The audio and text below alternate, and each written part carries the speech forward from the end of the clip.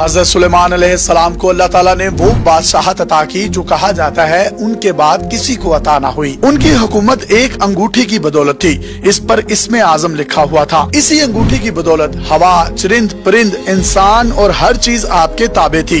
हजरत सुलेमान अलैहिस्सलाम को बैतुल मुकद्दस की तामीर का हुक्म हुआ। उन्हें हुक्म दिया गया कि तामीर के दौरान लोहे की आवाज भी ना सुनी जाए। आप अलैहिस्सलाम ने तमाम तदबीरें की लेकिन कारगर साबित ना हुई। फिर आपने सुना कि समंदर में एक शैतान जिसका नाम सखर, आसिफ या हकीक है, वो एक ऐसी तरकीब बता सकता है। आप अलैहिस्सलाम ने हुक्म दिया कि उसे किसी तरह लाओ। एक दरिया एक समंदर में गिरता था और इस दरिया का पानी हर 7वें दिन उस समंदर में भर जाता था और उस दरिया के पानी को ये शैतान पिया करता था। एक दिन उस दरिया का पानी निकाल दिया गया और बिल्कुल खाली करके पानी को बंद करके उसके आने वाले दिन उसे शराब से भर दिया गया। जब शैतान आया तो ये हाल देखकर कहने लगा कि ये तो बड़े मजे की चीज है, लेकिन जब उसे प्यास की शिद्दत हुई तो उसे वही पानी यानी शराब को पीना पड़ा। अब उसकी अकल जाती रही। उसे सुलेमान अलैहिस्सलाम की अंगूठी दिखाई गई। कहा जाता है कि आप अलैहिस्सलाम की हुकूमत इसी अंगूठी की वजह से थी। जब शैतान हजरत सुलेमान अलैहिस्सलाम के पास पहुंचा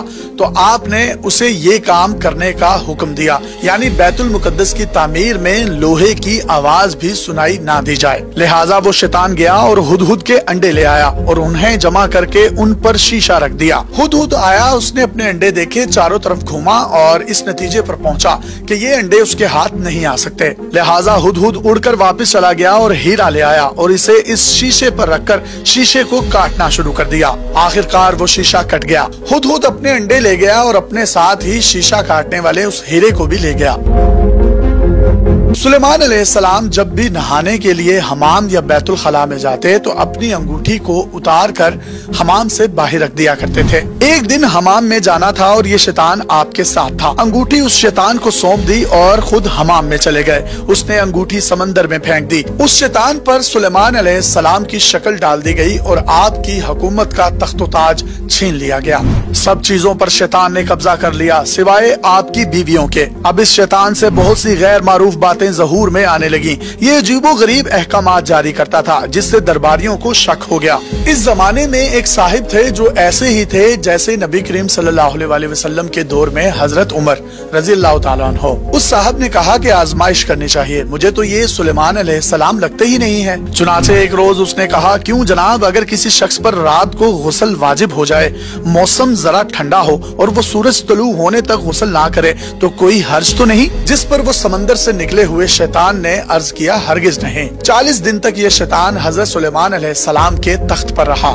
जिस दौरान शैतान हुक्मरानी कर रहा था उसी दौरान सुलेमान अलैहिस्सलाम इंतहाई परेशान हाल थे। चुनाचे एक दिन समंदर के किनारे सुलेमान अलैहिस्सलाम निकल गए। भूख बहुत लगी हुई थी। माही गिरों को मछलियां पकड़ते हुए देखकर उनके पास आकर उनसे एक मछली मांगी और अपना नाम बताया। इस पर वहाँ पर मौजूद माही गिरों और मुख्तलिफ लोगों को बहुत तैश आया कि एक मांगने वाला फकीर है और अपने आप को सुलेमान अलैहिस्सलाम बताता है। लिहाजा उन माही गिरों ने आप अलैहिस्सलाम को मारना पीटना शुरू कर दिया।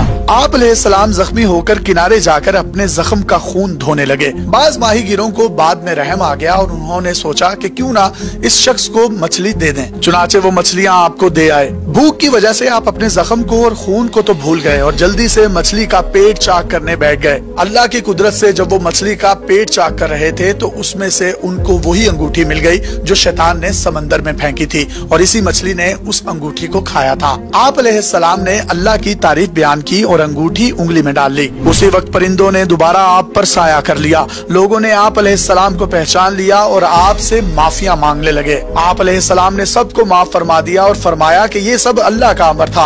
आप आए, अपने तख्त पर बैठ गए और हुक्म दिया, इस शैतान को जहां भी हो गिरफ्तार करके लाओ। आप अलैहिस्सलाम ने उस शैतान को एक लोहे के संदूक में बंद कर दिया। ताला लगवाकर उस पर अपनी मोहर लगा दी और समंदर में फेंकवा दिया। ये शैतान क़यामत तक वहीं कैद रहेगा। हजरत सुलेमान अलैहिस्सलाम को ये अंगूठी इसराइल के शहर असकलान से मिली थी। इस अंगूठी के मिलने के बाद आप अलैहिस्सलाम शुक्राने के तौर पर पैदल ही बैतुल मुकद्दस तक गए। हजरत सुलेमान अलैहिस्सलाम के बाद ये अंगूठी क़यामत से कुछ ही अरसा पहले जाहिर होगी और मोमिनों और काफिरों में फर्क करेगी। जिस रोज सूरज मगरिब से तलू होगा उसी दिन या अगले दिन जमीन से एक अजीबो गरीब जानवर निकलेगा। उसे दाबतुल अर्ज का नाम दिया गया है। ये जानवर मक्का मुकरमा के सफा पहाड़ से निकलेगा। ये लोगों से बात करेगा। उसके पास मूसा अलैहिस्सलाम का आसा और सुलेमान अलैहिस्सलाम की अंगूठी होगी। ये हर काफिर के चेहरे पर हजरत सुलेमान अलैहिस्सलाम की अंगूठी से निशान लगाएगा। ये निशान फैलकर उसके चेहरे को स्याह कर देगा।